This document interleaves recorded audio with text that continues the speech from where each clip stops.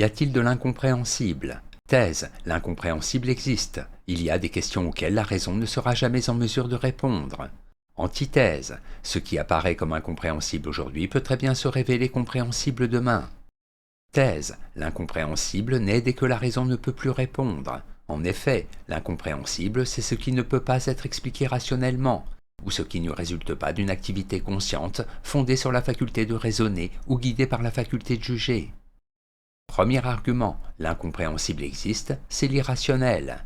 L'intelligence, désespérée de ne pouvoir tout comprendre, se résigne et admet l'existence d'un domaine qui lui est définitivement fermé. L'incompréhensible se constate parce que surgissent des questions insolubles. C'est le sens de l'angoisse pascalienne. En regardant tout l'univers muet, et l'homme comme égaré dans ce recoin de l'univers sans savoir qu'il y a mis, ce qu'il y est venu faire, ce qu'il deviendra en mourant, j'entre en effroi. Toute compréhension implique de proposer une signification. Elle est ici impossible à trouver. Deuxième argument, cet incompréhensible apparaît comme définitif. Notre raison aura beau progresser, construire de plus en plus de savoirs rigoureux, elle ne saura jamais répondre aux questions métaphysiques qui portent sur le sens de l'existence humaine.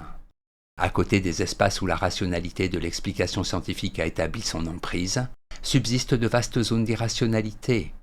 Je ne suis pas capable de répondre aux interrogations fondamentales. Que suis-je? D'où viens-je? Où vais-je? Et, dans cette impossibilité, j'éprouve l'irrationnel qui provoque l'angoisse née d'un sentiment d'impuissance absolue.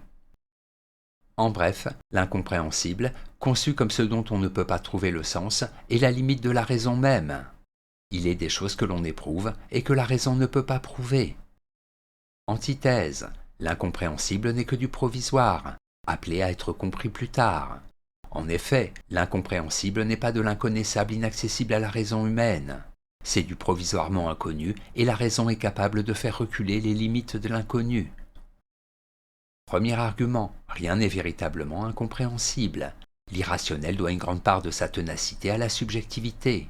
Celle-ci, en se projetant dans le monde, façonne des mythes et des rumeurs où s'expriment les angoisses, les espérances et les craintes des hommes liées plus ou moins à leur ignorance.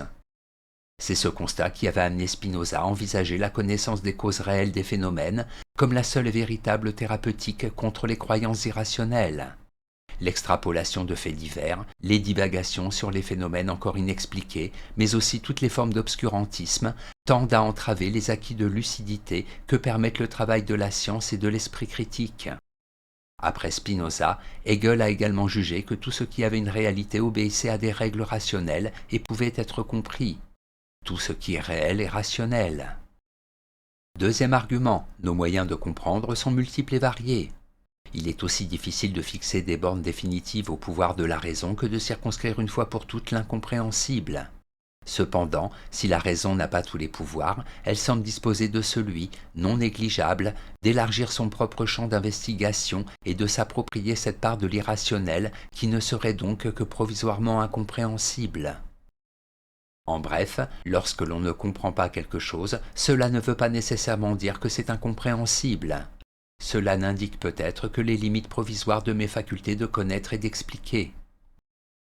Synthèse, il faut sans doute reconnaître qu'au-dessus ou à côté de la raison, dans la foi ou le sentiment, l'homme rencontre des réalités qu'il ne peut que vivre sans pouvoir les analyser. Ces données irrationnelles ne sont pas néfastes tant qu'elles n'ont pas pour effet de démobiliser l'esprit critique. Science, art et foi ne peuvent d'ailleurs coexister et préserver leur spécificité qu'en évitant tout empiètement réciproque. Il est donc capital de ne pas confondre ce type d'expérience non rationnelle avec celle que dénonce Spinoza lorsqu'il nous met en garde contre les récits de phénomènes surnaturels dont certains théologiens, on dirait aujourd'hui gourous, abusent pour détourner les fidèles, on dirait aujourd'hui les adeptes, d'une pensée critique qui les affranchirait de leur tutelle. Notes et commentaires. Ignorance. L'ignorance, qui est souvent le corollaire des croyances irrationnelles, est soigneusement entretenue avec son cortège de superstitions par ceux qui ont intérêt à la maintenir pour préserver leur pouvoir. Irrationnel.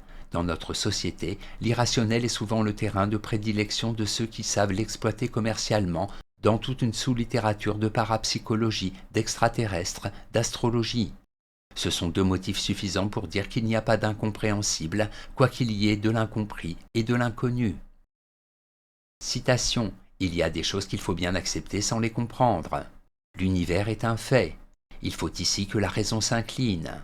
Il faut qu'elle se résigne à dormir avant d'avoir compté les étoiles. Alain.